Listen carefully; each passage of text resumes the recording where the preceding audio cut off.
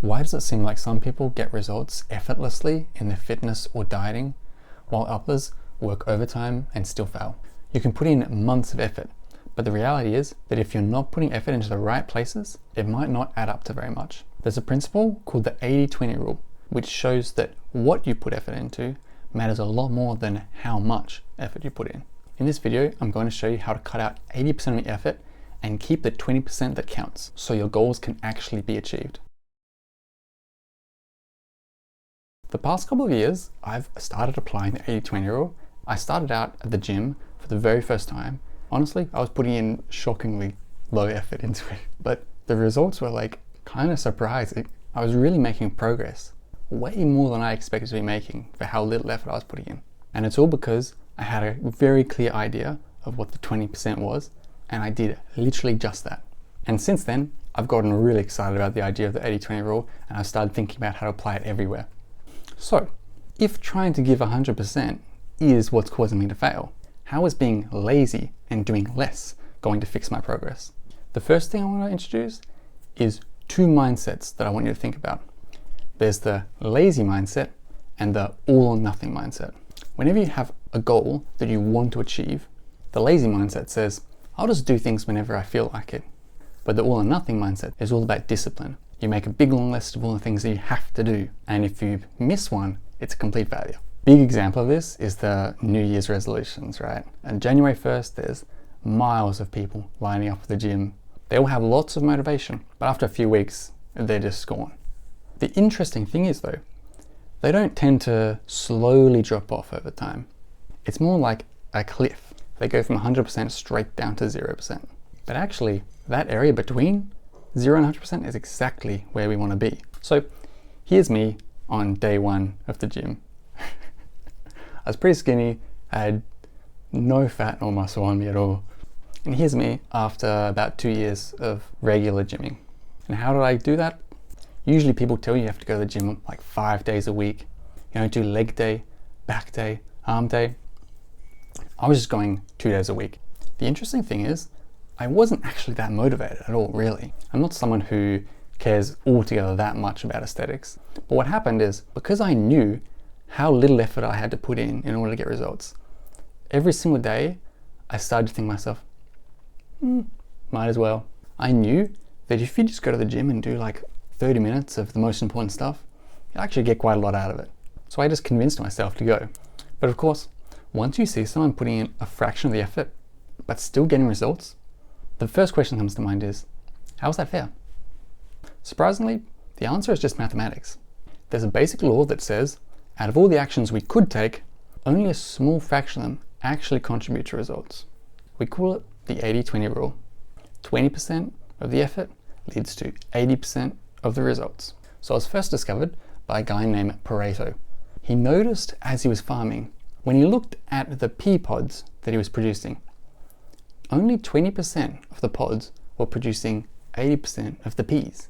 And it clicked with him. He was writing a paper in economics, and he also noticed that in Italy, 20% of the people owned 80% of the land. And then later, the pattern was showing up everywhere from that point on. Eventually, people started using it for productivity, where they came up with the rule of the vital few and the trivial many. Since then, it's completely exploded into business and productivity. People have applied it to anything. But why does it show up?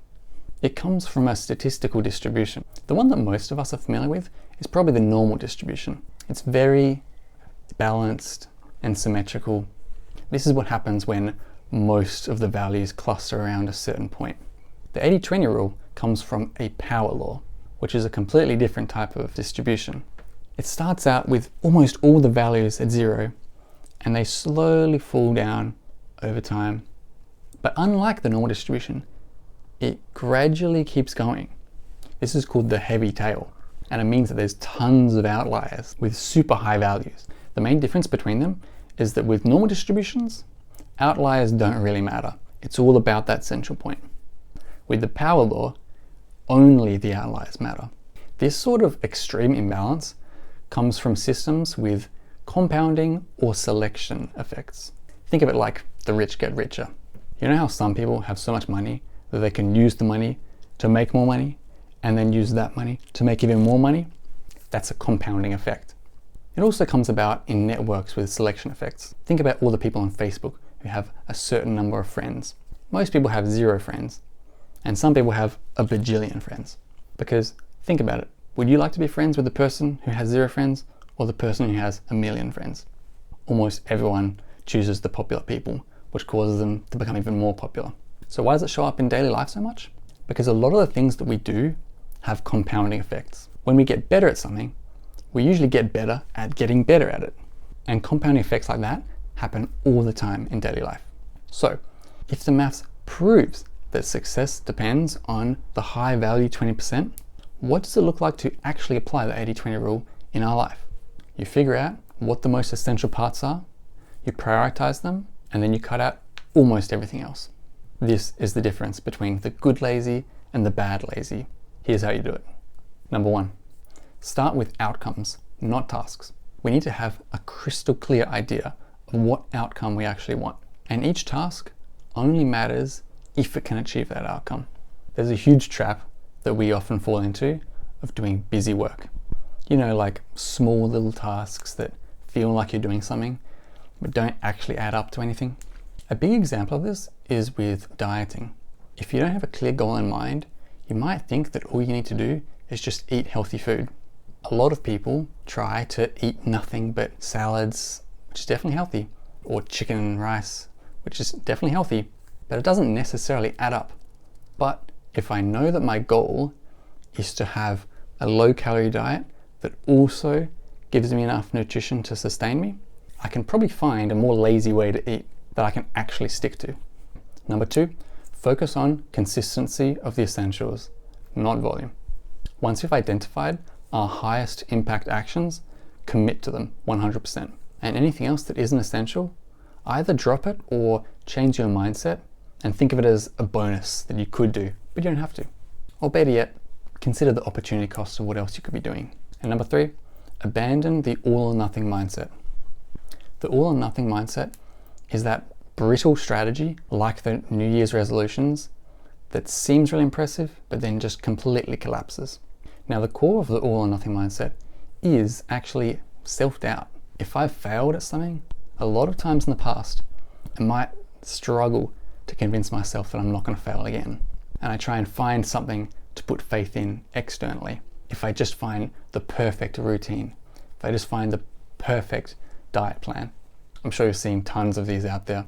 You know, strict templates where everything is laid out for you perfectly and all you need to do is just follow it 100%. But I'm sure you know that this strategy almost always fails. You'll probably just get behind one day and then slowly fall off. We do need to have confidence, but it's important that that comes internally. I need to be able to tell myself, I failed in the past because I was just going about things the wrong way. But I can succeed in the future if I do it the right way. Which brings me to point number 4, understand the immense value of knowledge. When I'm asking myself that question of what's different this time, I need to be able to answer that. I need to be able to tell myself, well, of course I failed last time because I was doing this and this and this, when all I need to do was actually this. If you actually understand fitness, it's so much easier to get fit. If you actually understand weight loss, it's so much easier to lose weight. So, if the biggest problems come from not understanding what matters and what doesn't, what do I do when I'm trying to learn something new? How do I spot the high value 20% when I completely lack any experience? The answer is that you have to take on the beginner's mindset. This is exactly what I did when I was getting into fitness. Number 1, ask lots of questions. If you have friends that understand it well, make sure you absorb all of their knowledge. Go online and watch 100 videos about the topic. But try to stay away from ones that are too mainstream or too simplified. There's a lot of videos that try and promise them to do everything but don't go into very much detail. My recommendation is that instead of going onto your homepage and just clicking on any video, try to figure out the exact questions that you want to know and find videos that have the specific answers. That way you can figure out where the holes are in your understanding. And also these days, you can ask tons of questions to AI and they're pretty useful for general knowledge. Number 2, ignore pre-made plans. Here's my rule. If you're doing something and you can't actually explain why you're doing it, it's almost guaranteed to fail. There's tons of good advice out there, but we need to make sure that we Copy the basics, but don't obsess over details. Remember, we're trying to avoid the comfort of perfect plans. That's not what we need. What we actually need is to learn. Which brings me to number 3, experimentation. Measure your progress and try to find out what actually works for you. I find that experimentation completely kills self-doubt, because suddenly I don't have to succeed at absolutely everything. Sometimes I can just fail at something and go, now I know that doesn't work for me. I'll try something else. And then after that, keep iterating. As you do that, you'll slowly come to understand how things work. And most importantly, you'll understand what works for you. Thanks for watching.